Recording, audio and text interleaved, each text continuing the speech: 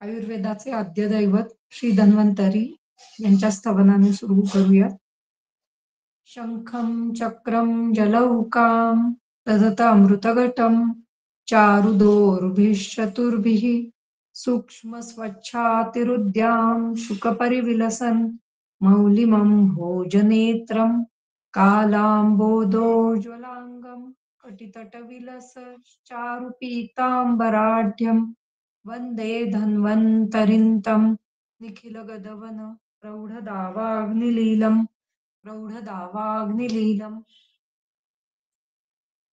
नमो नमः. आपण शोथ अध्याय बघणार होतो आणि चरक आणि सुश्रुत या दोन्ही मधून शोथाविषयीचं जे काही वर्णन आलेलं आहे तर ते आपण बघत आहोत. त्यापैकी चरक संहितेतल्या त्रिशोथीय या सूत्रस्थानातल्या अध्यायातले पहिले 2 श्लोक आपण बघितले जे आगंतुशोथ याचं वर्णन करणारे होते. आता पुढचा जो 6वा श्लोक आहे त्याच्यामध्ये निज शोथ म्हणजे शरीरामध्ये निर्माण झालेला शोथ किंवा वात पित्त कफ यांच्यामुळे शरीरामध्ये जे काही शोथाची अवस्था निर्माण होते त्याचे हेतू इथे वर्णन केलेले दिसतात. आता शरीरामध्ये जेव्हा शोथ निर्माण होतो त्यावेळेला वात, पित्त आणि कफ दोष हे ह्या 3 दोषांपैकी कुठल्या तरी 1, 2 किंवा 3 किंवा द्वंद्व किंवा सान्निपातिक अशा प्रकारे अ, दोषांचा प्रकोप होतो आणि मग त्यानुसार शरीरामध्ये शोथ निर्माण होतो. त्याच्या आधी काही हेतू घडतात जे सान्निपातिक असू शकतात किंवा विप्रकृष्ट सन्निकृष्ट हेतू असू शकतात किंवा विप्रकृष्ट हेतू असू शकतात. जे विप्रकृष्ट हेतू आहेत त्यांनी शरीरातील दोष हे अंशांश म्हणजे अंशतः असे शरीरामध्ये वाढायला सुरुवात झालेली असते आणि मग त्याला जेव्हा इतिकर्तव्यता मिळते एखाद्या हेतूला जेव्हा इतिकर्तव्यता मिळते त्यावेळेला अचानक आपल्याला शरीरामध्ये काहीतरी लक्षणं शोथाची लक्षणं दिसायला लागतात. तर इथे आधी पहिल्यांदा आपण निज शोथाची लक्षणं पाहूयात. त्यानंतर वात, पित्त आणि कफ प्रकोप कसा होतो याचं वर्णन केलेलं आहे. तर ते पाहण्याच्या आधी आपण वातकलाकलीमधून वातप्रकोप पाहूया आणि मग नंतर वात, पित्त, कफ प्रकोप होऊन शोथ कसा निर्माण होतो हे आज आपण पाहूया. तर निजः पुनः निज शब्द आहे त्याचं बहुवचन आहे. पुनः स्नेह, स्वेद, वमन, विरेचन, आस्थापन, अनुवासन, शिरोविरेचनानां अयथावत प्रयोगात मिथ्या संसर्जनात वा. आता इथे पुन्हा हा शब्द याच्यासाठी आलाय की पहिल्यांदा त्यांनी आगंतूचं वर्णन केलेलं आहे आणि आता पुन्हा निजाचं वर्णन करतायत. त्यामुळे आगंतूचं वर्णन हे वेगळं सांगून झाल्यावर पुन्हा आता निज शोथाचं वर्णन करतायत म्हणून पुन्हा हा शब्द वापरलेला आहे. कशामुळे होतो हा तर स्नेहन, स्वेदन, वमन, विरेचन, आस्थापन, अनुवासन, शिरोविरेचनानाम या सर्व प्रकारची जी काही पंचकर्माची उपक्रम आहेत, पंचकर्माचे जे काही उपक्रम आहेत त्यांचा अयथावत प्रयोग. अयथावत म्हणजे जसा योग्य हवा आहे तसा न होणे. अयथावत, यथावत म्हणजे योग्य प्रकारचा प्रयोग आणि अयथावत म्हणजे अयोग्य प्रयोग म्हणजे अयोग, हीनयोग किंवा मिथ्यायोग. हीनयोग, अतियोग किंवा मिथ्यायोग. अशा प्रकारे 3 प्रकारे त्यांचा अयथावत प्रयोग आपण मानू शकतो. त्यामुळे वमन कमी प्रमाणात झालं किंवा अधिक प्रमाणात झालं किंवा मिथ्या म्हणजे विचित्र काहीतरी वमन झालं किंवा वमन करताना विरेचन झालं. तर किंवा विरेचन करतानाही असंच हीन किंवा अतिप्रमाणात किंवा विरेचन करताना वमन झालं. आस्थापन बस्ती देताना वमन झालं किंवा आस्थापन बस्ती कमी मात्रेमध्ये, अधिक मात्रेमध्ये अशा प्रकारे झालं किंवा शिरोविरेचन करताना. आता शिरोविरेचन किंवा इतर स्नेहन-स्वेदन या ज्या गोष्टी आहेत, त्या स्थानिक शोथ निर्माण करणाऱ्या आहेत. पण वमन, विरेचन, आस्थापन, अनुवासन, बस्ती या सार्वदेहिक शोथही निर्माण करू शकतात. स्थानिकही करू शकतात आणि देहिकही शोथ निर्माण करू शकतात. तर त्यामुळे अशा प्रकारे या सर्वांचा विचार आपल्याला करायचा आहे. अयित हं. स्नेहस्वेदं वमन विरेचन आस्थापन अनुवासन शिरोविरेचनानां अयथावत प्रयोगात मिथ्या संसर्जनात वा किंवा हे सर्व करत असताना जर संसर्जन क्रम योग्य प्रकारे दिला गेला नाही तर. खरं तर आस्थापन, अनुवासन, बस्ती करत असताना सुद्धा निदान आस्थापनाच्या वेळेला आपल्याला संसर्जन क्रम किंवा अ, अशा प्रकारे भोजन देण्याची गरज आहे, की ज्यामुळे अग्नी बिघडणार नाही. त्यामुळे अग्नीचं संदूषण होईल या प्रकारे आपल्याला अं, अ, जे काही अन्न ग्रहण करायला सांगणं, हे निदान आस्थापन बस्तीमध्ये सुद्धा आपल्याला लक्षात ठेवायचं आहे. अनुवासन बस्तीमध्ये अ, भोजन ग्रहण करून मगच बस्ती दिला जातो. पण आस्थापनामध्ये तसं नसतं. आधी आस्थापन बस्ती दिला जातो आणि मग त्यानंतर जेव्हा भूक लागेल तेव्हा भोजन दिलं जातं. पण त्यावेळेलाही काय भोजन द्यायचं हे आपण सांगावं लागतं. पेशंटनी जर त्यांचं भोजन घेतलं तर ते काही खाऊ शकतात. त्यामुळे आपण सांगावं, की कुठलं भोजन घ्यायचं आहे, काय खायचं आहे. या आज तुम्ही काय खा हे चक्क त्यांना लिहून द्यायचं. म्हणजे मग आणि त्याच्यामध्येही पेया-विलेपी किंवा काही अ, कृशरा अशा स्वरूपाचंच अन्न त्यावेळेला द्यावं तर आस्थापनाचेही उपयोग हा योग्य प्रकारे झालेला दिसून येतो किंवा त्याची जी काही सम्यक लक्षणं आहेत, ती आपल्याला चांगल्या प्रकारे दिसून येतात. त्यामुळे मिथ्या संसर्जन हा फार महत्वाचा विषय आहे.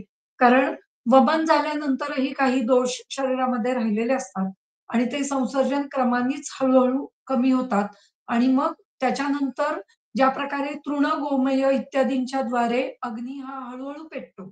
त्याप्रमाणे शरीरामध्ये अग्नी हा या मिथ्या संसर्जन क्रमामुळे योग्य प्रकारे वाढतो. त्यामुळे जर अ, मिथ्या म्हणजे अयोग्य संसर्जन क्रम झालं तर शरीरामध्ये शोथ उत्पन्न होऊ शकतो.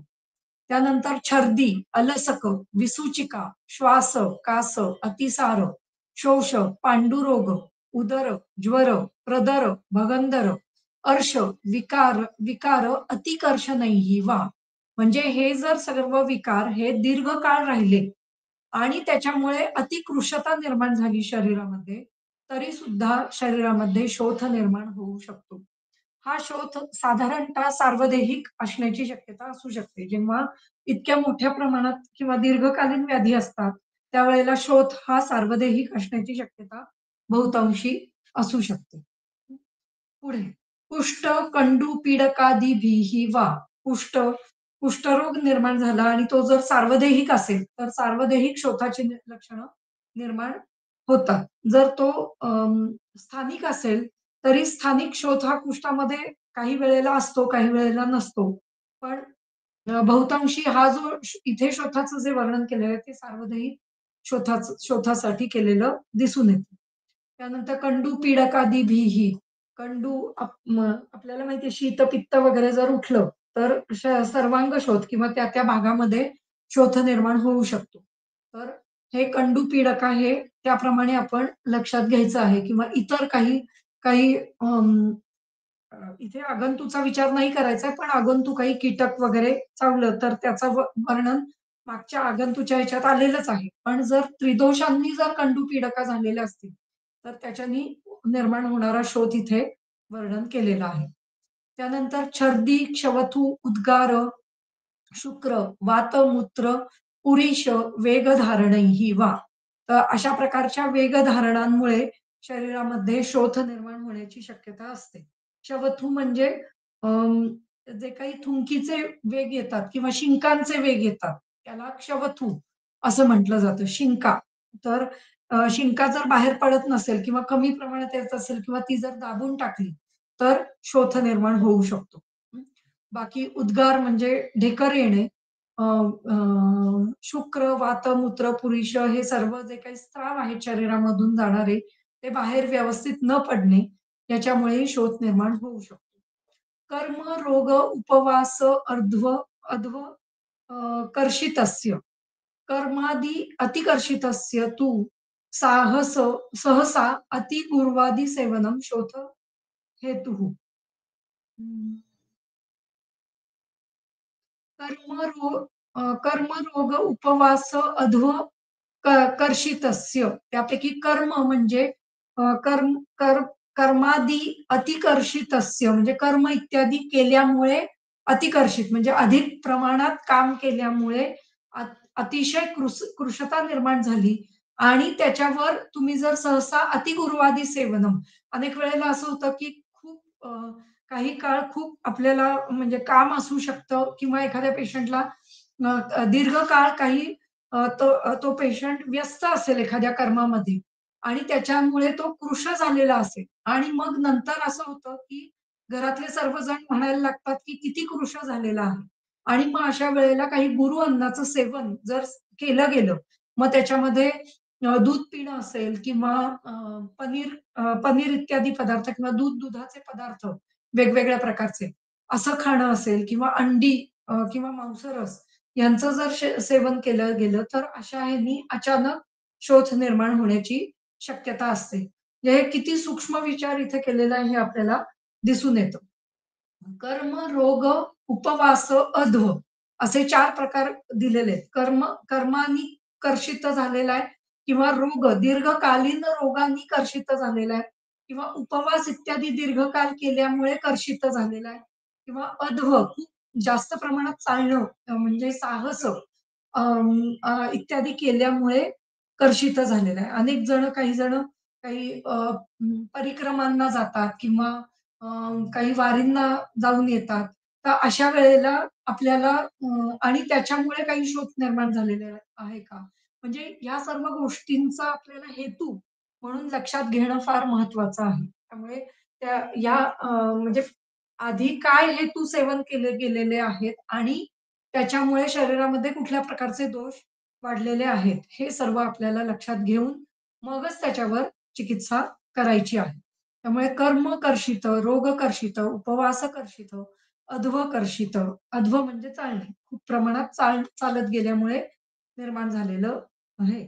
अ, वा कर्षितस्य वा सहसा अतिगुरु अम्ल लवण पिष्टान्न फल शाक राग दधी हरितक मद्य मंदक विरूढ नव शुक शमीधान्य अनुप औदक पिशित उपयोगात मृत पंक लोष्ट भक्षणात लवण अतिभक्षणात गर्भसंपीडनात आमगर्भ प्रपतनात प्रजातानां च मिथ्योपचारात उदीर्ण दोषत्वाच्च शोफाः प्रादुर्भवन्ति.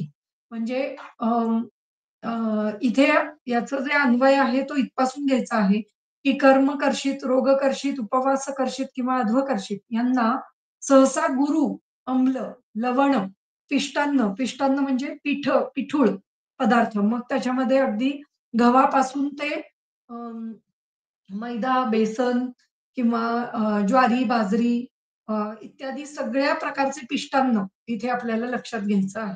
हं. त्यामुळे असं अचानक खूप मोठ्या प्रमाणात खाणं झालं तर. अनेक वेळेला आपण लाडू तयार करून ठेवतो.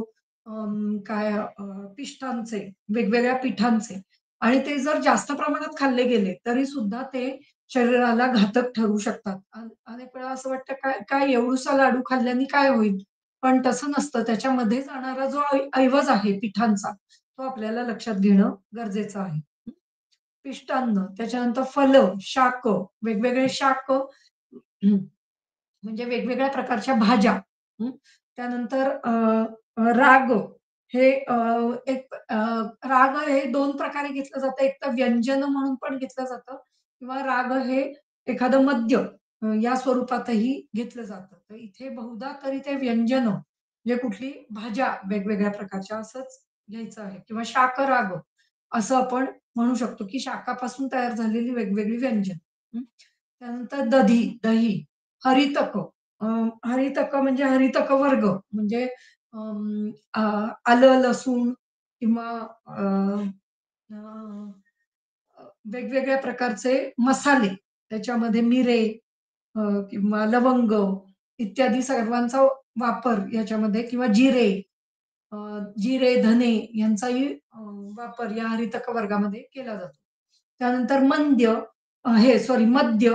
मंदक मंदकचा अर्थ नाही दिला गेलेला आहे. मंदक म्हणजे मद्याचाच एक म्हणजे किंवा म्हणजे मंदक दधी असं पण असतं किंवा मंदक मद्य म्हणजे जे व्यवस्थित स्वरूपात सिद्ध न झालेलं अशा प्रकारचं मद्य म्हणजे मंदक.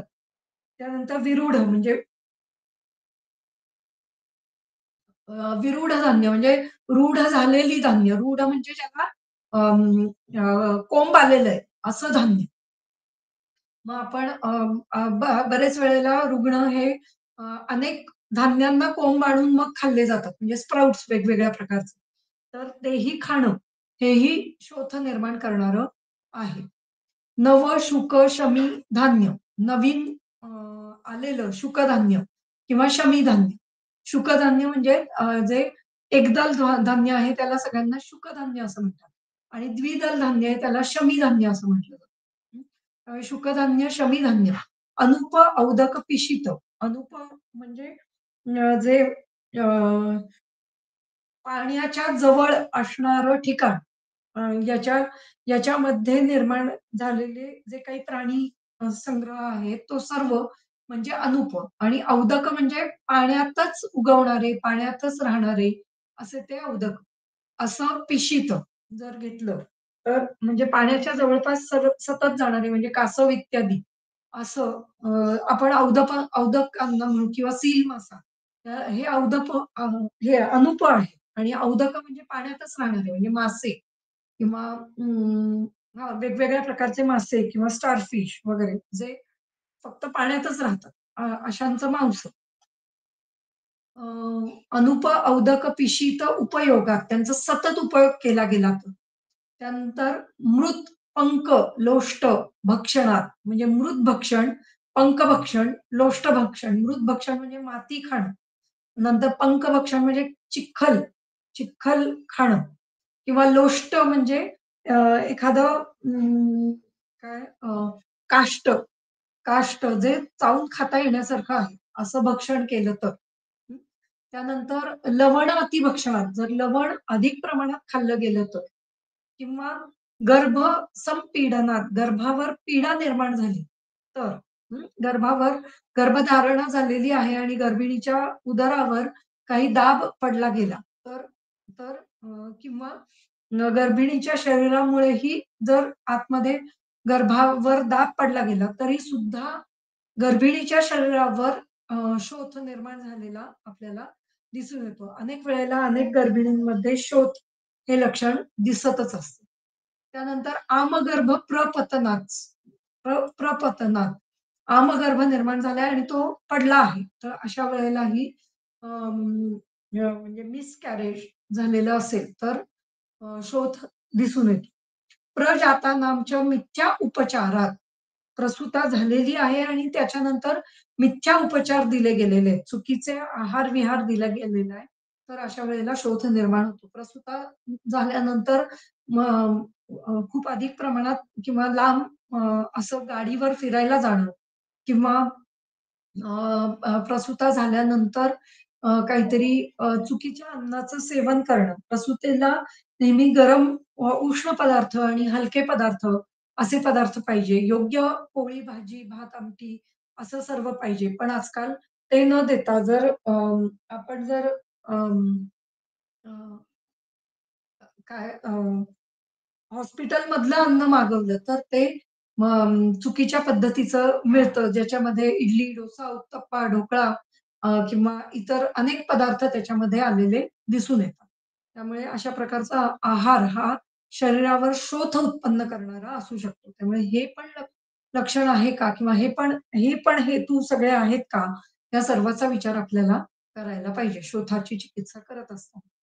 प्रजातानांच्या मिथ्यापचारात उदीर्ण दोषत्वाच्य आणि या सगळ्यामुळे दोष उदीर्ण झाल्यामुळे, दोष वाढलेले असल्यामुळे तिन्हीही दोष एकाच वेळेला वाढू शकतात आणि शरीरामध्ये शोफ उत्पन्न होऊ शकतो. शोफ हा प्रादुर्भवती इति उक्तः सामान्य हेतुः हे सामान्य हेतू शोफाचे सांगितलेले आहेत. छर्द्यादय स्वरूपत एव शोथ हेतवः छर्दी इत्यादी शोथाचे हेतू म्हणून सांगितलेले आहेत. कर्म कर्मादि अतिकर्षितस्य तु सहसा अतिगुरुवादी सेवनम शोधयेतुः. कर्म इति पंचकर्म. इथे कर्म म्हणजे पंचकर्म उपचार असं घ्यायचं आहे. कर्म इति पंचकर्म उपचार असं या ठिकाणी घ्यायचं आहे. त्यानंतर विरूढ नव नव शब्द.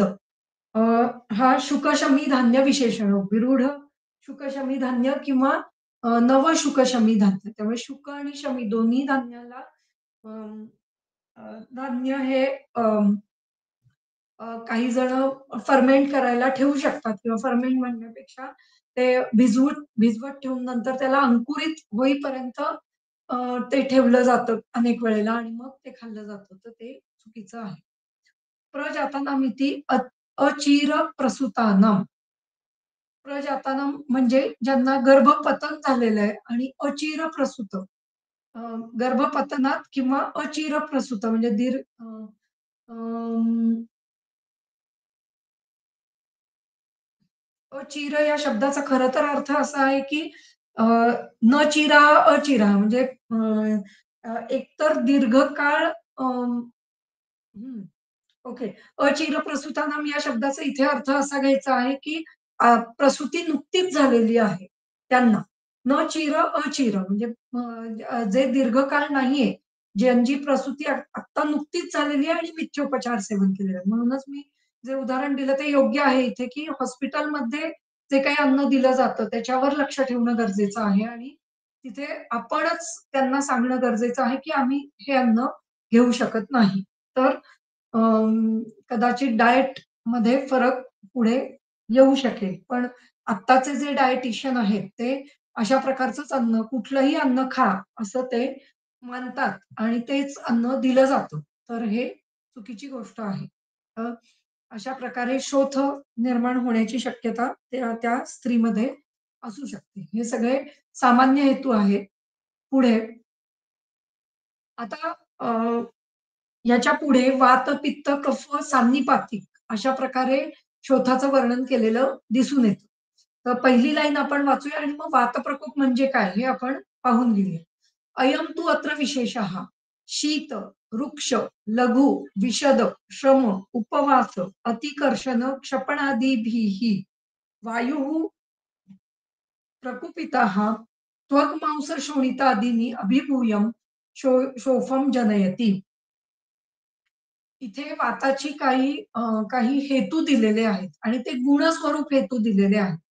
वृक्ष, शीत, लघु, विशद इथे कुठेही त्यांनी अं, अ, आत्ता इथे डायरेक्ट आहाराचं वर्णन केलेलं नाही. ते सामान्य हेतू आहे. सामान्यतः या हेतूने काय होतं, तर शरीरामध्ये शीतता, रुक्षता, लघुता, विषदता इत्यादी गुण शरीरामध्ये वाढतात आणि त्यामुळे वाताचा प्रकोप शरीरामध्ये निर्माण होतो. हा प्रकोप कसा निर्माण होतो? आता आपल्याला इथे स्थानसंशय कुठे होतो? अ, शोफासाठी ते लक्षात आलेलं आहे. त्वग, मांस, शोणित इत्यादी स्रोतसांमध्ये किंवा इत्यादींच्या ठिकाणी असा शोफ निर्माण झालेला आहे, असं आपल्याला दिसून येतं. तो हा वातज शोफ आपण मानतो. पण वातप्रकोप म्हणजे नक्की काय? हे आपण थोडंसं 12व्या अध्यायामध्ये जाऊन समजून घेऊया. वातकला कलीय, वाताच्या कला आणि अकला म्हणजे वाताची दृष्टी होणं किंवा न होणं किंवा वाताचे गुण आणि वाताचे दोष, कला, अकला. वाताचे गुण आणि वाताचे दोष, वातकला कलियो, वात गुणदोषीय इति अर्थः किंवा यदि वा कला सूक्ष्म भागो तस्य कला अकला म्हणजे सूक्ष्म भाग वाताचे सूक्ष्म आणि स्थूल असे 2 वर्णनं या ठिकाणी केली गेलेली आहेत. तर अ, वातकलाकली हा अध्याय हा बहुतांशी म्हणजे त्याच्यामध्ये जे काय वर्णन केलेलं आहे ते वाताच्या संदर्भात किंवा वाताच्या कला, अकला यांच्या संदर्भात केलेलं आपल्याला दिसून येतं आणि त्याच्यामध्ये नक्की वात म्हणजे काय किंवा वात ही संकल्पना म्हणजे नक्की काय याचं वर्णन आपल्याला दिसतं. त्यातला जो एक सगळ्यात महत्वाचा आणि मोठा श्लोक आहे, तो 8 नंबरचा आहे आणि त्याच्यामध्ये वा वाताची शरीराच्या बाहेरची आणि शरीराच्या आतली अशी कार्य इथे सांगितली गेलेली आहे. तर वायू हा सर्व शरीर व्यापक आहे आणि शरीरामध्ये तो तंत्र-यंत्र-धर अशा स्वरूपात मानला गेलेला आहे. तो सृष्टीचेही तंत्रयंत्राचं धारण करतो आणि शरीरातीलही तंत्रयंत्राचं धारण करतो.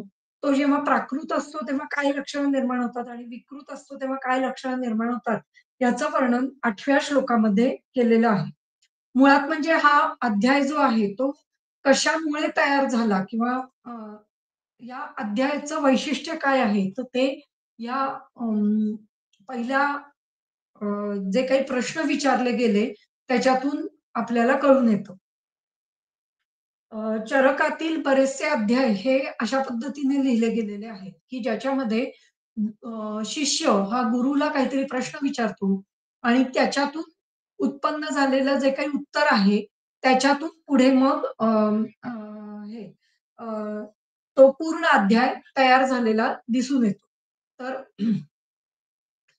या ठिकाणी अं, अ, अ, इथे काय परिसंवादाचं वर्णन केलेलं आहे. काही ठिकाणी शिष्य आणि गुरु यांचा संवाद दिलेला आहे. काही ठिकाणी परिसंवाद परिसंवादात्मक वर्णन केलेलं अ, दिसून येतं. वातकलाकली हा अध्याय हा वाताच्या कला आणि अकला किंवा वाताचे गुणदोष सांगण्यासाठी घेतला गेलेला एक परिसंवाद या ठिकाणी वर्णन केलेला आपल्याला दिसून येतो. त्यामुळे वातकला कला अकला ज्ञानम अधिकृत्य परस्परमतानि जिज्ञासमानः समुपविश्य महर्षयः प्रपच्छुः अन्योन्यम.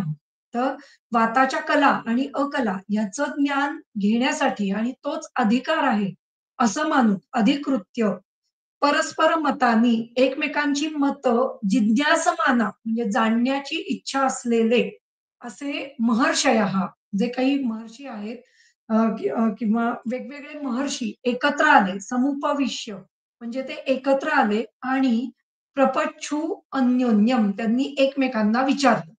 हं. वाताचे गुण काय आहेत किंवा वाताचे दोष काय आहे हे समजून घेण्यासाठी एक परिषद भरली आणि तिथे वेगवेगळे महर्षी आले आणि त्यांनी एकमेकांना प्रश्न विचारले. हं. काय-काय प्रश्न विचारले त्याचं वर्णन इथे केलेलं आहे. किम गुणो वायुः वायूचे गुण काय आहेत? किम अस्य प्रकोपणम ह्या वायूचं प्रकोपण काय आहे? हा वायू कसा प्रकुपित होतो? उपशमनानी वा अस्य कानी याचा उपशय कसा काय होतो? कथं च एनं सङ्घातवन्तम् अनवस्थितम् अनासाद्य प्रकोपण-प्रशमनानि प्रकोपयन्ति प्रशमयन्ति वा. कुठल्या कारणामुळे कथमच एनम, एनम म्हणजे ह्या वायूचं कथम हा वायू कसा आहे? या वायूचं वर्णन करतायत. असंघातवंतम जो संघातवंत नाही, ज्याचा काही संघात नाहीये. जो कधी ज्याचे परमाणु कधी एकत्र आलेले नाहीये किंवा ज्याचे परमाणु विलग आहेत. असंघात आपण अ, अ, सॉलिड, लिक्विड आणि गॅसियस स्टेट हे आपल्याला माहिती आहे. जे काही सॉलिड स्टेट असते त्याच्यामध्ये सर्व परमाणु हे एकत्र गच्च बसलेले असतात. लिक्विड स्टेटमध्ये ते थोडेसे विरळ असतात आणि गॅसियस स्टेटमध्ये ते खूप मोठ्या प्रमाणात विरळ असतात. त्यामुळे असा हा असंघातवान असा वायू आहे. हं. असंघातवंतम, अनअवस्थितम जो एका जागी स्थिर होऊच शकत नाही. ज्याला स्थित, अवस्थित, स्थित म्हणजे थांबणे, अवस्थित म्हणजे एका जागी जो अ, अ, थांबतो. अवस्थित म्हणजे थांबतो आणि अनवस्थित म्हणजे जो थांबत नाही. जो एका जागी कधीही थांबू शकत नाही.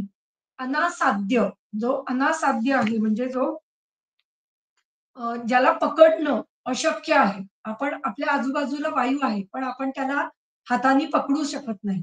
असाध्य. अं, आ अधिक सद, सद धातू आहे. सद म्हणजे अ, सी अ, अ, हे त्याचं साध्य हे लबंत असं रूप झालेलं आहे. ज्याला पकडणं शक्य नाहीये, असा हा वायू आहे. त्याचं प्रकोपण, त्याचा प्रकोप कसा होतो आणि त्याचं प्रशमन कोणत्या गोष्टीमुळे होतं? प्रकोपयंती, प्रशमयंती वा. प्रकोपण, प्रशमनानी प्रकोपयंती, प्रशमयंती वा. म्हणजे तुम्ही म्हणताय की त्याचा प्रकोप होतो.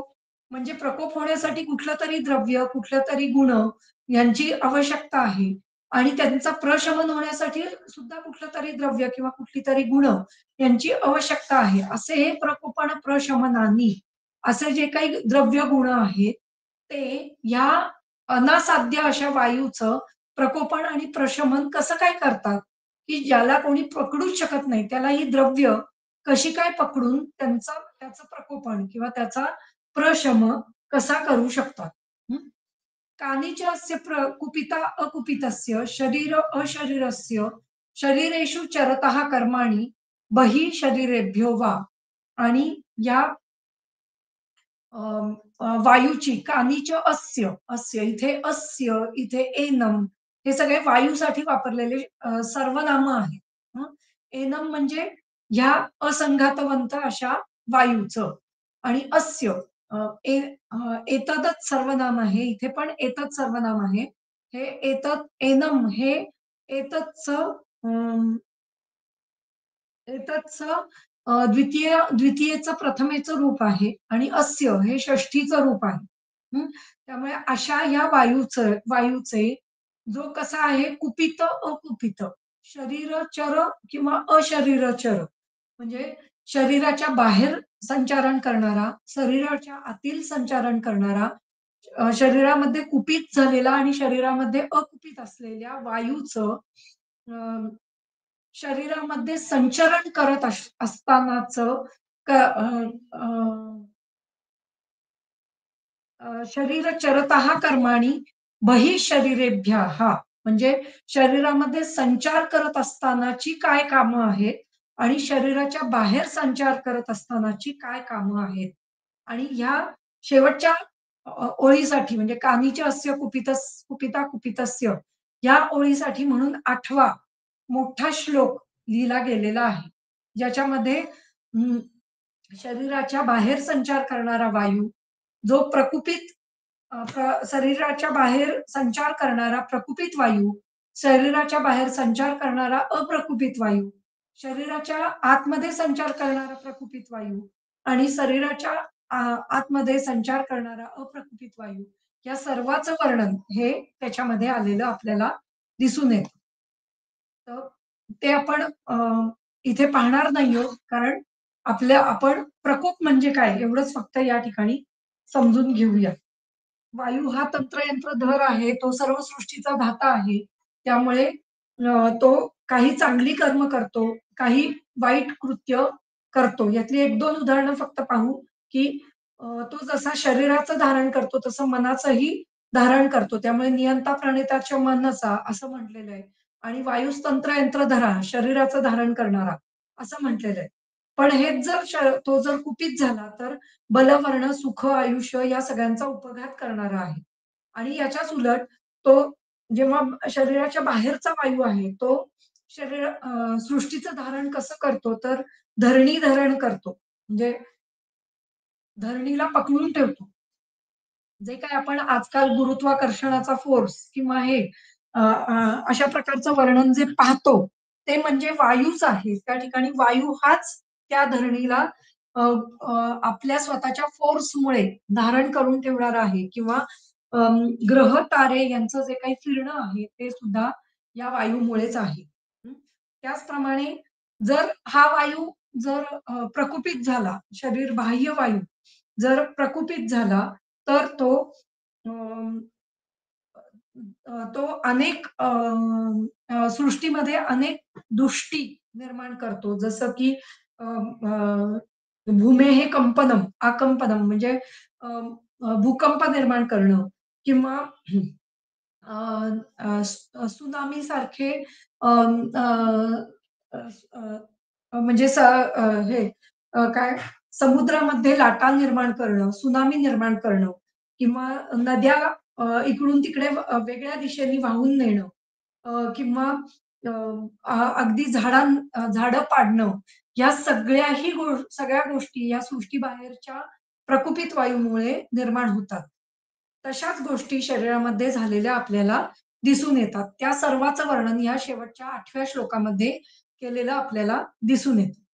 आपण फक्त मधले एक 4 पासून ते 7 पर्यंतचे असे श्लोक पाहूया. अत्र उवाच कुशः जो कुश नावाचे जे काही ऋषीमुनी होते, ते म्हणाले. ते कोण आहेत? तर स सांकृत्यायन हां, सांकृत्यायन अ, कुश नावाचे ऋषी आहेत. सांकृत्यायन या देशातील कृश नावाचे कुश या नावाचे ऋषी काय म्हणाले? वृक्ष, लघु, शीत, दारुण, खर, विशदाः षड इमे वातगुणाः भवन्ति. वाताचे गुण कसे आहेत? वृक्ष आहे, तो वृक्ष आहे, लघु आहे, शीत आहे, दारुण आहे, खरं आहे, विशद आहे. असे हे 6 गुण. याच्यापेक्षाही काही इतरही गुण आहेत, जसं चल आहे किंवा परुष आहे, हेही गुण आहेत. पण इथे 6 गुणांचं वर्णन प्रामुख्याने केलेलं दिसून येतं. यालाच प्रधान कल्पना असं म्हटलं जातं. म्हणजे प्राधान्याने हे गुण इथे वर्णन केलेले आहे.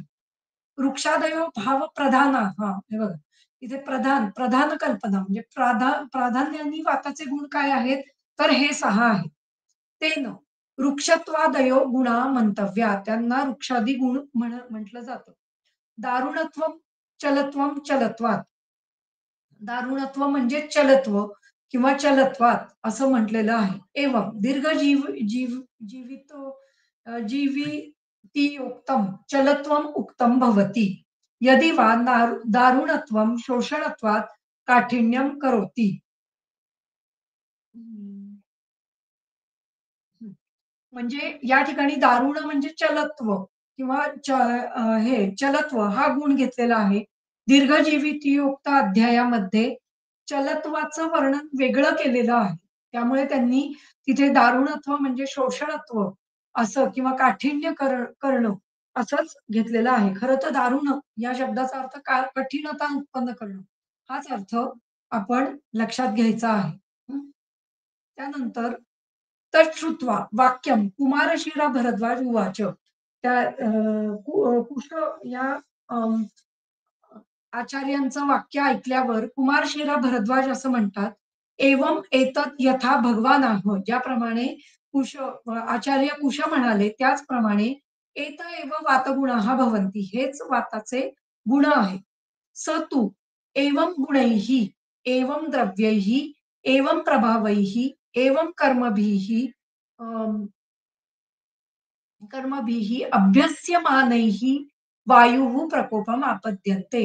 ज्या वेळेला या सर्व गुणांनी युक्त अशी द्रव्य, अशी गुण, असे प्रभाव निर्माण करणारे कर्म किंवा प्रभाव निर्माण करणारी द्रव्य किंवा कर्म, वेगवेगळ्या प्रकारची या गुणांनी युक्त अशी कर्म, यांचं ज्यावेळेला अभ्यास केला जातो म्हणजे अभ्यास करणं म्हणजे सततशीलनम अभ्यासाः. सतत या गुणांनी युक्त अशा द्रव्यांचं, गुणांचं, कर्मांचं, प्रभावांचं सेवन केलं जातं. त्यावेळेला काय होतं, वायुः प्रकोपम आपद्यन्ते. वाताचा शरीरामध्ये प्रकोप झाला आहे, असं दिसून येतं. वात शरीरामध्ये वाढला आहे, असं दिसून येतं. समान गुणाभ्यासो ही धातूनां वृद्धी कारणम. कारण का? तर समान गुणाचा अभ्यासाने धातूंची वाढ होताना आपल्याला दिसते. आता इथे धातू म्हणजे दोष इथे आपल्याला घ्यायचा आहे. धातू म्हणजे अ, वायू जो शरीराला धारण करणारा आहे, तो वायू हळू-हळू वाढायला लागलेला आहे, असं आपल्याला दिसून येतं. अजूनही त्याची दृष्टी झालेली नाहीये. तो शरीरामध्ये वाढतो आहे. एवढंच आपल्याला इथे लक्षात घ्यायचं आहे. हं. कुमारशिला इति भरद्वाज विशेषणम आत्रेय गुरु भरद्वाज निषेधार्थम. आता इथे खास करून कुमारशिला भरद्वाज असं वर्णन केलेलं दिसतं. मग याच्यावरून असं दिसतं, की आत्रेय भरद्वाज नावाचेही आत्रेय गुरु भरद्वाज नावाचे दुसरे कोणी गुरु होते. त्यांचा या ठिकाणी निषेध केलेला आहे. म्हणजे त्यांचं वर्णन न करता कुमारशिला भरद्वाजांचं वर्णन इथे केलेलं आहे. हे आपण लक्षात घ्यायचं आहे.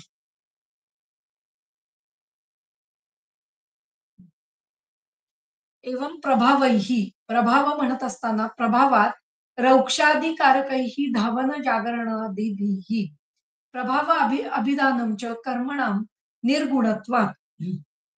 कर्म हे गुणयुक्त नसतात. कर्म हे द्रव्यावर राहतं आणि द्रव्य हेच गुणयुक्त असतं. कर्म हे गुणयुक्त नसतं. त्यामुळे अ, अ, असं म्हटलं जातं, की कर्माचा प्रभाव पडत असतो. कर्माचे गुण नसतात. कर्म कधी गुणांनी काम करत नाही. कर्म हे प्रभावाने काम करत असतं. त्यामुळे प्रभावैहि कर्मभिः. त्यामुळे कर्माच्या प्रभावांनी काय कुठली कुठली कर्म तर धावन, जागरण इत्यादी. धावन, जागरण ह्यांसारखे कर्म जर सतत मनुष्य करत राहिला, तर त्याच्यामुळे जो काही शरीरात प्रभाव निर्माण होईल, तो शरीरातील गुण, वृक्ष, लघु, शीत, खर हे गुण वाढवणारा असा होणार आहे आणि त्यामुळे वाताची वृद्धी झालेली दिसून येते. असं अ, अभ्यस्यमानैः इति असकृत प्रयुक्तैः. असकृत याचा अर्थ सकृत म्हणजे एकदा आणि असकृत म्हणजे अनेक वेळेला. अनेक वेळेला प्रयोग केल्यामुळे म्हणजे अनेक वेळेला धावन केलं, अनेक वेळेला जागरण केलं, अनेक वेळेला वाताच्या गुणांचं सेवन केलं. तर अ, वाताचे गुण शरीरामध्ये हळू वाढायला लागतात. म्हणजे एखाद्याच वेळेला वाताचे गुण सेवन केलं तर इतका परिणाम होत नाही. पण अनेक वेळेला जर वाताच्या गुणांचं सेवन केलं गेलं, तर मात्र शरीरामध्ये वातप्रकोप झालेला दिसून येतो. आता पुढे. तच्छ्रुत्वा वाक्यं काङ्कायनो बाह्लिक विशद उवाच. अ, मागचे जे ऋषी होते, कुमारशिला भारद्वाज, त्यांचं वाक्य ऐकून भाल्लिक कांकळन देशातील भाल्लिक हे ऋषी म्हणाले, "एवं एतद् यथा भगवान् आह, एतानि एव वातप्रकोपाणानि भवन्ति. अतो विपरीतानि वातस्य प्रशमनानि भवन्ति. प्रकोपण विपर्ययो हि धातूनां प्रशमनकराणि." म्हणजे अ, अशा प्रकारे वाताचा प्रकोप निर्माण होतो आणि याच्या वाताच्या विरुद्ध अशा गुणांनी, विपरीत अशा गुणांमुळे वाताचं प्रशमन होतं. प्रकोपण विपर्ययो हि धातूनां प्रशमन कारणम. प्रकोपाच्या विरुद्ध असे जेव्हा धातू निर्माण होतात, तेव्हा त्याला प्रशमन असं ते प्रशमनाचे हेतू आहेत, असं आपण लक्षात घ्यायचं आहे. तत् श्रुत्वा वाक्यं बडीश धामार्गव उवाच. त्याच्यानंतर अ, बडीश धामार्गव, धामार्गव देशातील बडीश असे अ, अ, यांनी विचारलं, "एवं एतद् यथा भगवानः एतानि एव वातप्रकोप प्रशमनानि इति. यथा हि एनम् असङ्घातवन्तम् अनवस्थितम् अनासाद्यं प्रकोपण प्रशमनानि प्रकोपयन्ति प्रशमयन्ति वा तथा अनुवाक्यासामः." आता जो विचार मांडलेला आहे किंवा जो प्रश्न विचारला गेलेला आहे, की असंघातवंत, अनवस्थित, असाध्य अशा प्रकारचे अ, जे काही पदार्थ आहेत, जे प्रकोप किंवा प्रशमन करतात. सॉरी असंघातवंत, अनासाध्य, अनवस्थित असा वायू जो आहे, त्याचं प्रकोपण किंवा प्रशमन करणारी जी काही द्रव्य आहेत, ती वाताचं प्रकोप किंवा प्रशमन कसं करतात, याचं वर्णन आता आम्ही इथे करत आहोत. ते सांगतात, की वात प्रकोपणानी खलु. वात प्रकोपण करणारी द्रव्य कशी असतात? रघु, अ, हे वृक्ष, लघु, शीत, दारुण, खर, विशद, सुशीरकराणि शरीराणाम. म्हणजे हे वृक्ष, लघु, शीत, दारुण हे योग तंत्रयुक्तीने आपण शरीराणाम या सर्वाला या अ, या म्हणजे हा प्रत्येक गुण हा शरीराणाम यांना लावायचा आहे. म्हणजे वृक्ष कराणी शरीराणाम, लघु कराणी शरीराणाम, शीत कराणी शरीराणाम, दारुण कराणी शरीराणाम, खर कराणी शरीराणाम, विशद कराणी शरीराणाम, सुशीर कराणी शरीराणाम. अशा प्रकारे शरीरामध्ये हे गुण निर्माण होतात. म्हणजे शरीराच्या एक-एक धातूंमध्ये किंवा एक-एक अवयवांमध्ये, काही आशयांमध्ये असे वेगवेगळे गुण, वाताचे गुण शरीरामध्ये वाढत जातात. तथा विधेषु शरीरेषु तशा प्रकारच्या शरीरामध्ये वायुः आश्रयं गत्वा, वायू आश्रय घेऊन म्हणजे वायू हळू-हळू तिथे आश्रित व्हायला लागतो. हं. आश्रित व्हायला लागतो म्हणजे काय? वायू हा सतत शरीरामध्ये फिरत असतो.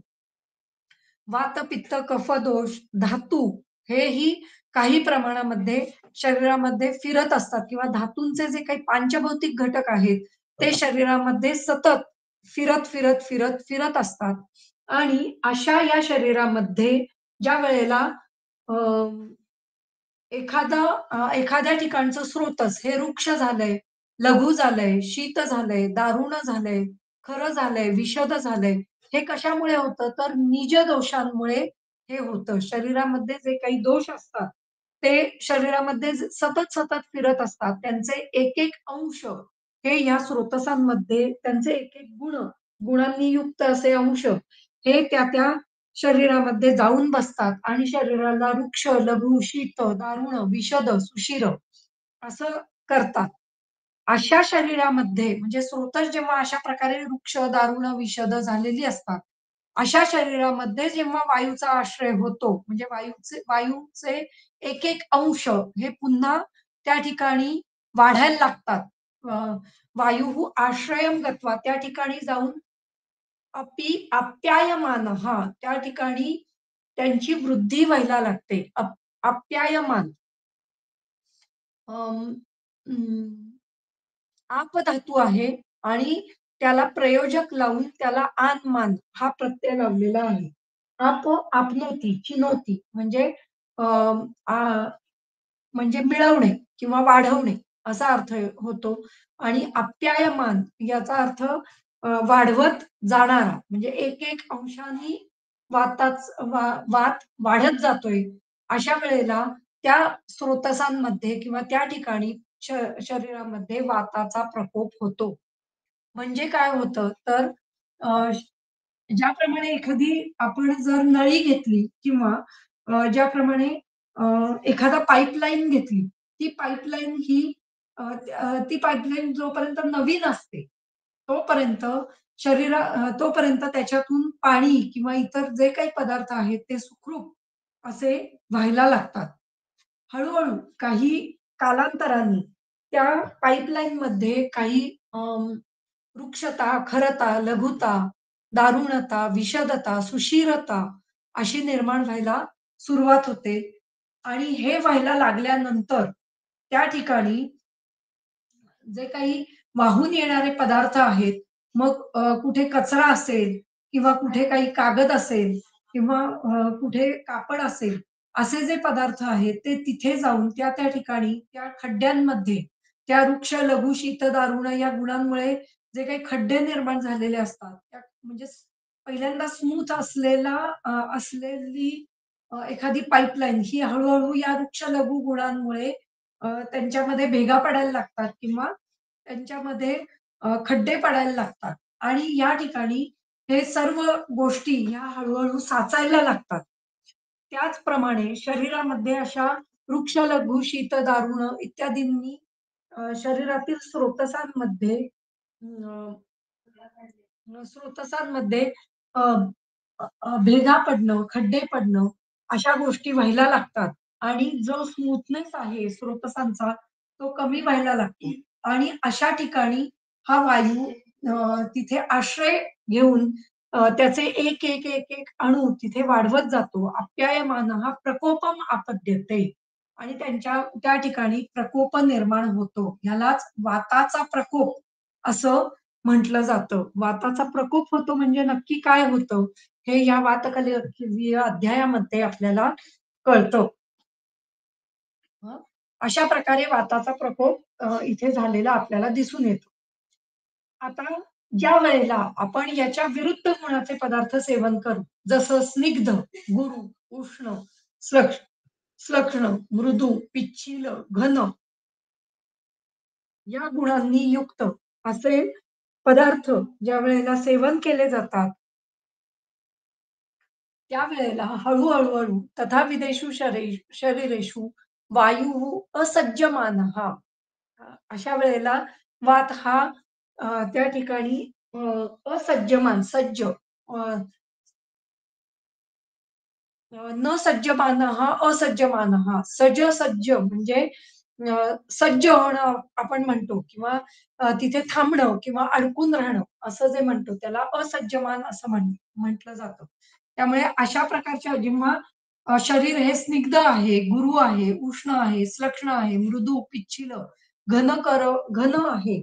अशा प्रकारे जेव्हा शरीरातील धातू झालेले असतात, अशा शरीरामध्ये वायू हा तिथे असज्जमान राहतो. म्हणजे तिथे वायू अ, टिकून राहू शकत नाही. तो स्मूथली त्या ठिकाणी पुन्हा वाहून जाऊ शकतो.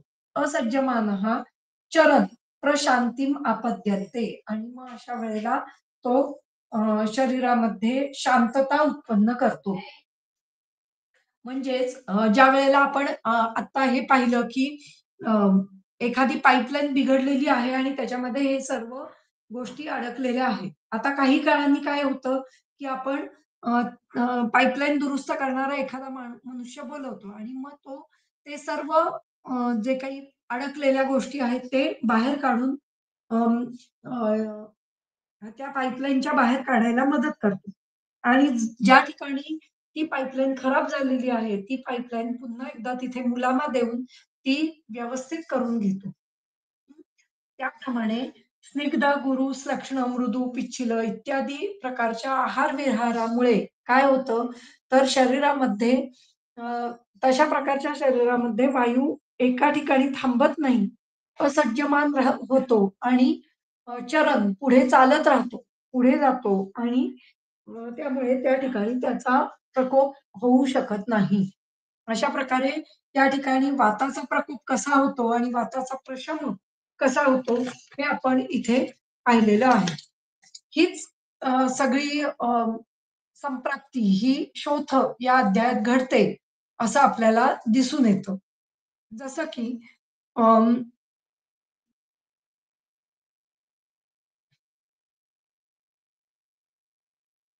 श्लोक नंबर 8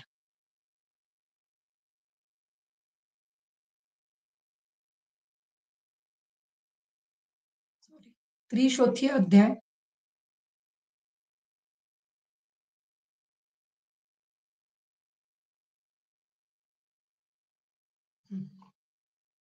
तशाच प्रकारे शीत, वृक्ष, लघु, विशद, श्रम, उपवास, अतिकर्षण, क्षपणादिभिः इत्यादी गोष्टीमुळे वायू प्रकुपित झालेला वायू हा त्वक, मांस, शोणित इत्यादींमध्ये त्याचा स्थान संशय व्हायला लागतो. म्हणजेच त्याचे अंश हे तिथे वाढायला लागतात. मग काही वेळेला लघु गुणांनी वायू वाढतो आणि त्याचे लघु अंश त्या ठिकाणी वाढतात. काही वेळेला चल गुणांनी तो वाढतो. काही वेळेला विशद गुणांनी वाढतो. काही वेळेला खर गुणांनी वाढतो. अशा अशा प्रकारे त्या-त्या त्या-त्या गुणांनी युक्त असे हे त्वग आणि मांस किंवा शोणित असे व्हायला लागतात. वायू हा त्या ठिकाणी जाऊन काहीतरी फोर्स निर्माण करेल, ब्लॉकेजेस निर्माण करेल, असं या ठिकाणी होत नाही. या ठिकाणी काय होतं, तर पूर्ण त्या अवयवामध्ये जर एखादाच अवयव आपण घेतला, तर त्या पूर्ण अवयवांमध्ये ते वाताचे जे काही वृक्ष, लघु, शीत, विशद हे गुण आहेत, ते त्या अवयवामध्ये वाढतात आणि मग त्यामध्ये शोफ असं उत्पन्न करत असतात. हं. अभिभूय या शब्दाचा अर्थ आहे अधिक प्रमाणात वाढणे. म्हणजे वाताचे गुण जे आहेत ते अधिक प्रमाणात त्या ठिकाणी वाढत जातात. सो अ, अशा प्रकारे हा वात प्रकोप आपल्याला दिसून येतो. सो क्षिप्र उत्थान प्रशमो भवती आणि हा वायू क्षिप्र म्हणजे लवकरात लवकर त्याचा उत्थान म्हणजे जो काही शोफ निर्माण झालेला आहे, त्याच्यावरची त्वचा उन्नत झालेली आहे, असं दिसतं आणि ती पुन्हा अवनतही झालेली आहे, असंही दिसून येतं. त्यामुळे ज्यावेळेला वातज शोफ असेल, त्यावेळेला शोफामध्ये जे काही स्किन असते, ती एकतर वाढते किंवा ती जर दाबली, तर ती तिथे सूज आहे, असं आपल्याला लक्षात येतं. क्षिप्र उत्थान, क्षिप्र प्रशम. पटकन वाढते आणि पटकन कमी होते. हं. तथा श्याम अरुण वर्णः प्रकृती वर्ण वा. श्याम, अरुण इत्यादी जे काही वर्णन आहेत ते अं, त्या वातज शोथाचे वर्णन आहे. वातज शोथाच्या ठिकाणी अशा प्रकारे श्यामत्व, अरुणत्व आपल्याला दिसून येतं. चलः स्पंदनः खर परुष भिन्न भिन्नत्वग्रोम छिद्यत इव भिद्यत इव पीड्यत इव शुचिभिः तुद्यते. तर असा हा चल, असा वायू हा अ,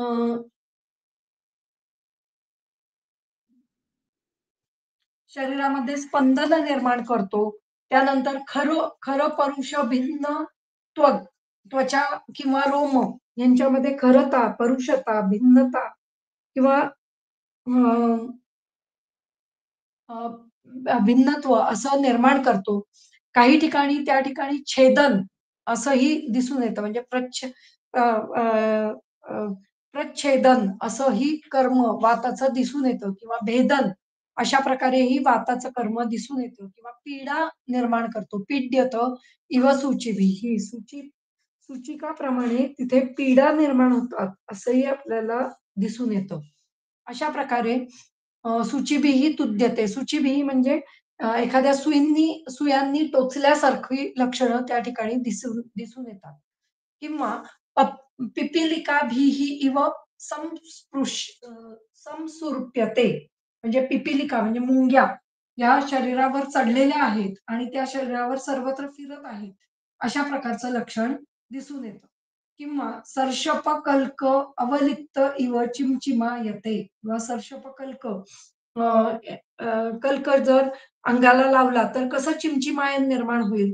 सर्षप म्हणजे मोहरी. मोहरीचा कल्क जर अंगाला लावला तर कसं अं, तर त्याच्याप्रमाणे कल्क अवलिप्त इव सर्षपकल्पाचा अवलेप किंवा लेपन हे त्या ठिकाणी लावल्यानंतर कशा अ, हर्ष किंवा मुंग्या येतात, चिमचिमा येते. असंकुच्यत, आयम्यत एव शोथः किंवा संकोच निर्माण होतो किंवा आयाम प्रसरण निर्माण होतं. याला वातज शोथ असं म्हटलं जातं. म्हणजे वाताचे गुण हे त्या त्वग आणि मांस किंवा शोणित यांच्या ठिकाणी वाढल्यामुळे ही सर्व लक्षणं आपल्याला दिसून येतात. हं.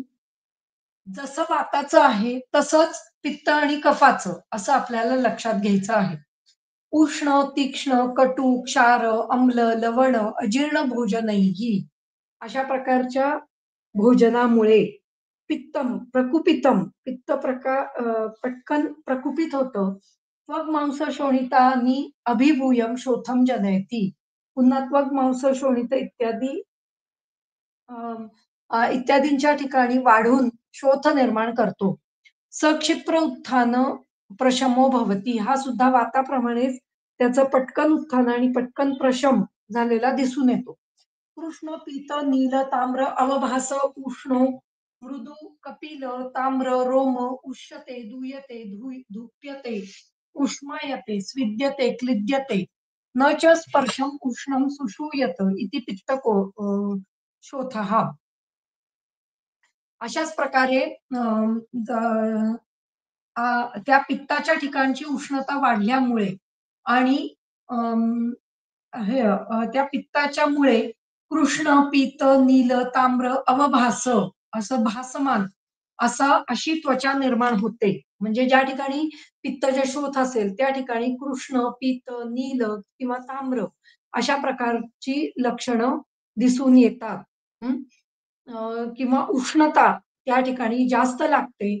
मृदू, कपिल, ताम्र, रोम उष्यते. मृदू किंवा कपिलवर्णी ताम्र, रोम म्हणजे आपली जी लव असते ती अशा प्रकारची दिसून येते. उष्यते म्हणजे उष्णता निर्माण होणे. दूयते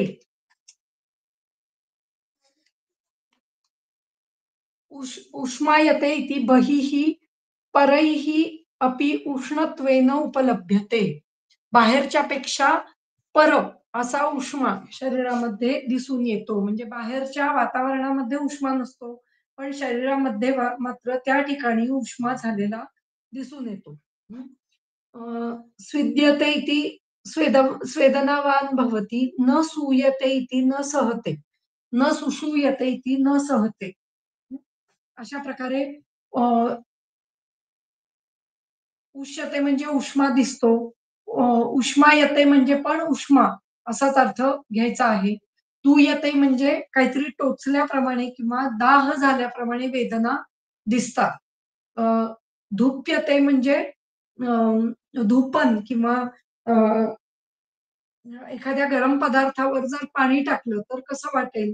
त्याप्रमाणे धूपन शरीराच्या बाहेर झालेलं दिसून येतं. स्विद्यते म्हणजे स्वेदन झालेलं दिसतं आणि क्लिद्यते म्हणजे क्लेदन झालेलं दिसून येतं. क्लिद्यते न च स्पर्शम उष्णं सुषूयत. उष्ण स्पर्शाची अ, सु सुषूयत म्हणजे सहन करणे. सहन करू शकत नाही. उष्ण स्पर्श सहन होऊ शकत नाही. अशा प्रकारे पित्तज शोथ निर्माण होतो.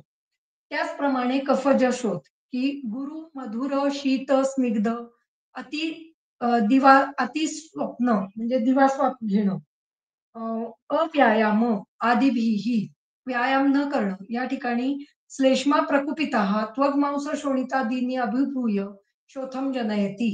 अशा प्रकारे तो तिथे वाताचे गुण सॉरी कफाचे गुण हे वाढत जातात आणि शोथ निर्माण होतो. कृष्ण उत्तान प्रशमो भवती हा दीर्घकालाने उत्तान आणि दीर्घकालाने प्रशम झालेला दिसून येतो. अ, म्हणजे अधिक दाबल्याशिवाय प्रशम होत नाही. जो प्रशम आपण अ, पित्त आणि वातामध्ये पाहिला तसा प्रशम किंवा तसं उत्थान या ठिकाणी दिसून येत नाही. हं.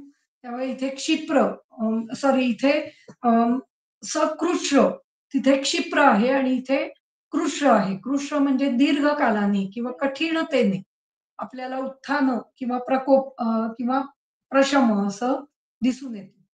पांडू श्वेत अवभासो गुरु स्निग्ध स्लक्ष्ण स्थिर स्थ्यान शुक्ल अग्र रोमः स्पर्श उष्ण सहाश्च श्लेष्म शोथः म्हणजे पांडुता दिसून येते किंवा श्वेत अवभास म्हणजे तो प्रदेश हा श्वेत असा दिसून येतो.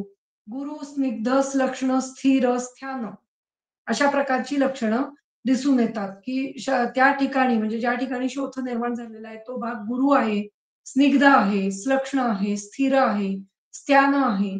तिथले जे अग्ररोम कूप आहेत, ती शुक्ल आहेत. स्पर्श उष्ण आहे. सॉरी स्पर्श उष्णसह आहे.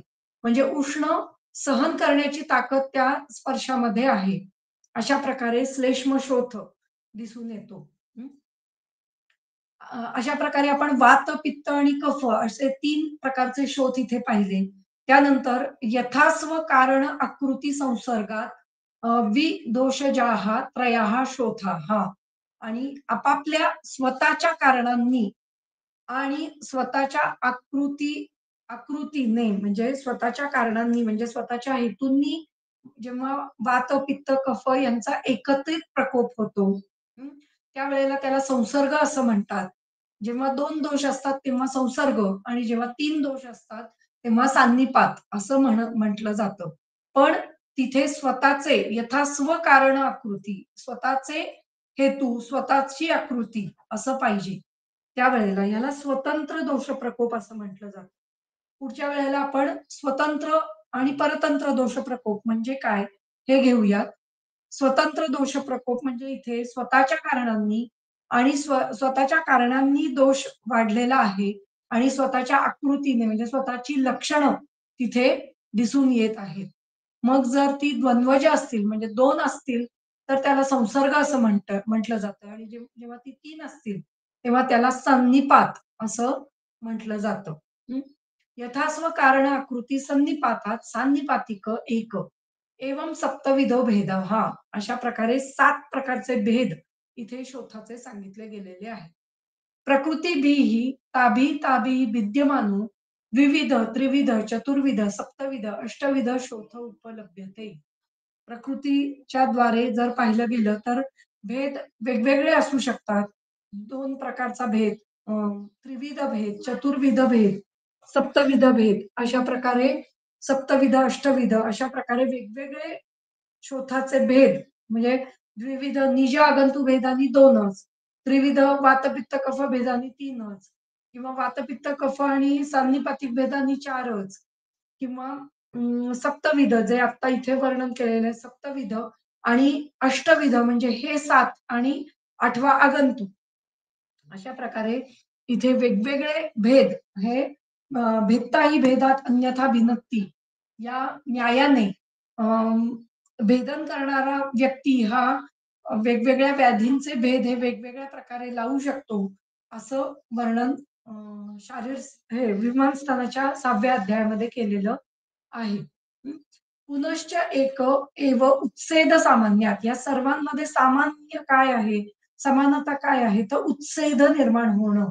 हे एकच त्यांच्यामध्ये सामान्य आहे. म्हणजे अ, त्या उत्सेदामुळेच हे सर्व शोथ हे समान आहेत, असं आपल्याला दिसून येतं. उत्सेद म्हणजे उंचवटा.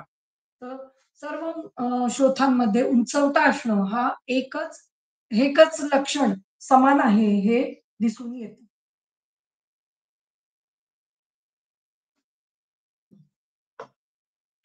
खालची टीका वाचूया आणि मग थांबूया. क्षपणम. क्षपणादिभिः वमन इत्यादी अतिकर्षण क्षपणादिभिः. आता इथे क्षपण या शब्दाचा अर्थ दिलाय वमनाभिः क्षपणम. वमन इत्यादींच्या मुळे शरीरामध्ये कृशता निर्माण होणं. जे आपण मागच्या सामान्य हेतूंमध्ये पण पाहिलं होतं. हं. प्रकृती वर्णः म्हणजे देह समान वर्णः. इथे श्याम अरुण वर्णः किंवा प्रकृती वर्णः वा म्हणजे एकतर श्याम किंवा अरुणवर्णी शोथ असतो किंवा प्रकृतीप्रमाणेच त्याचा वर्ण असतो. म्हणजे जर गौरवर्ण असेल तर गौर असा पण शोथ निर्माण होऊ शकतो. देह समान वर्णः. चल इति संक्रमणवाद. चल म्हणजे फिरणारा, सतत तो शोथ फिरत राहतो, असा शोथ निर्माण होतो.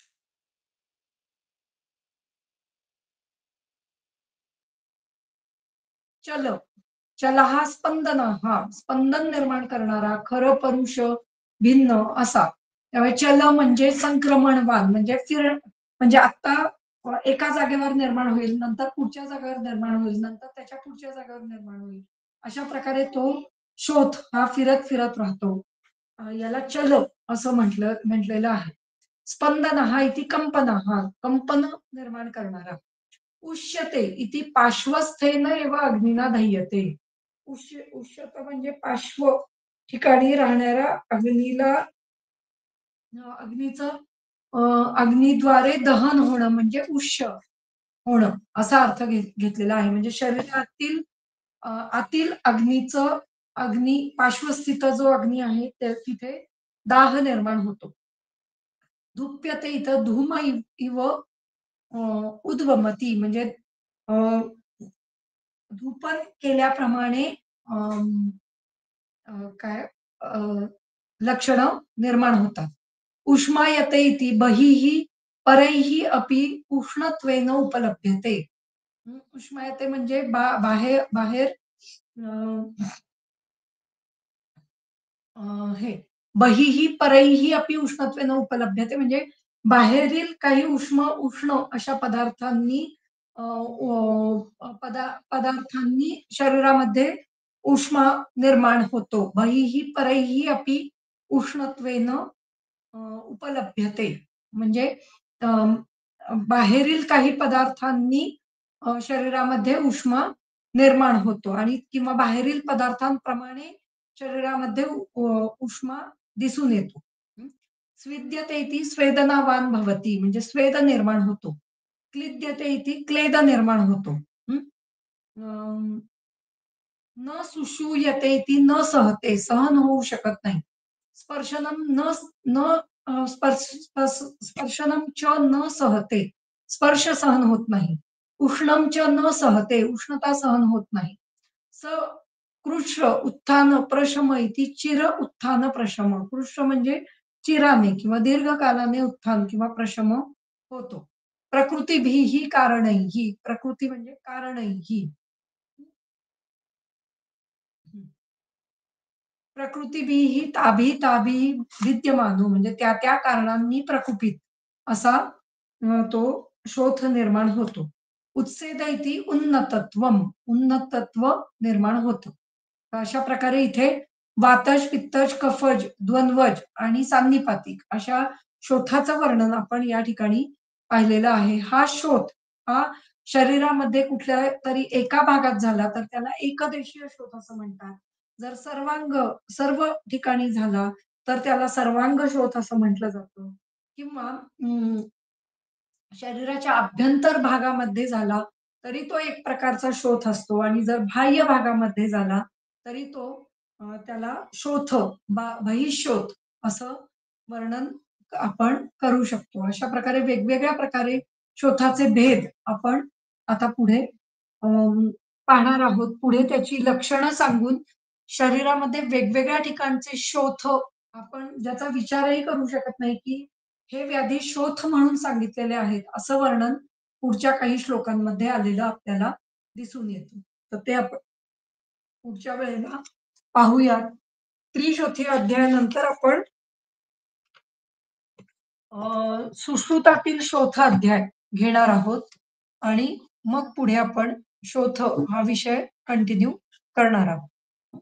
इथे आपण थांबूया.